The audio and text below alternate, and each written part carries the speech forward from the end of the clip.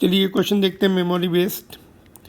8th April evening, an electron is released in the field generated by the non-conducting sheet of uniform surface charge density sigma. The rate of change of its de Broglie wavelength associated with the electron wave is nth power of distance traveled. Find the value of n. चलिए देखते हैं। यहाँ पर electron हमने इधर से छोड़ा, देखिए तो अट्रैक्ट हो रहा है इधर, तो डी ब्रॉगली वेव मोशन से डी ब्रॉगली वेवलेंथ बन रही है। इसको भी थोड़ा चेंज कर लेते हैं।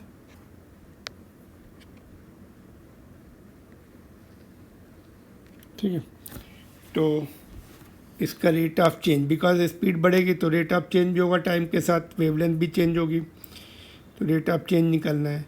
तो फार्मूला लिखते पहले तो हम देखते हैं के kinetic energy is work done जो है, work done by electric field converts into kinetic energy, that will be work done क्या होगा, electric work done kinetic energy is equal to work done by electric field, that is q, q means E है ना, that is force into displacement in fact, है ना, force into displacement. तो force को q into E लिख सकते हैं, E into E into displacement x, है ना।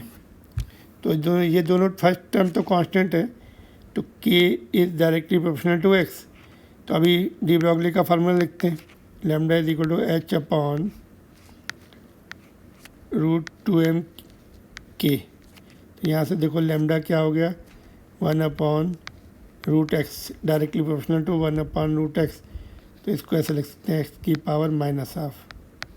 ठीक है, तो डिफ्रेंशिएट कर दो, d lambda by d t is directly proportional to -12 x to the power -12 -1 -3/2 हो जाएगा ना। और ये d x by d t भी आएगा, which is nothing but a v, directly proportional to x to the power -3/2 into v। अभी v देखते हैं, v x पे कैसे डिपेंड करता है। देखो इसको हम लिखेंगे, काइनेटिक एनर्जी को ऊपर देखिए, ½ तो यहाँ से देखिए v जो है, v² directly proportional to x, तो v will be directly proportional to √of x।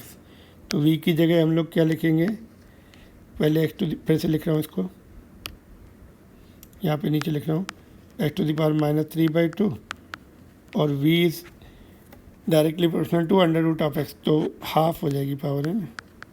तो ये क्या आएगा, x टू द पावर -1 बचेगा। कौन सा ऑप्शन है, तो देयरफॉर क्या दिया, x to the power n दिया है, therefore n is equal to -1। कौन सा ऑप्शन है, 2। Hope it is clear. देखिए फिर से हमने यहाँ पे kinetic energy is force into kinetic energy is equal to work done converts into kinetic energy. Electric field जो वर्क डन करेगी, वर्क डन क्या होगा, F इंटू एक्स, एफ को ई इंटू ई लिख सकते हैं, इंटू एक्स। तो E into ई तो कांस्टेंट है एक्स, तो kinetic energy is directly proportional to x, है ना।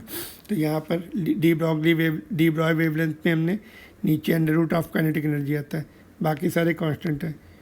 तो lambda is directly proportional to -12, differentiate किया, है ना, ये डिफ्रेंशिएशन आया, d x by d t v आ गया। अभी यहाँ पे देखो v² directly proportional to x, तो v will be directly proportional to √of x, ये लिखा।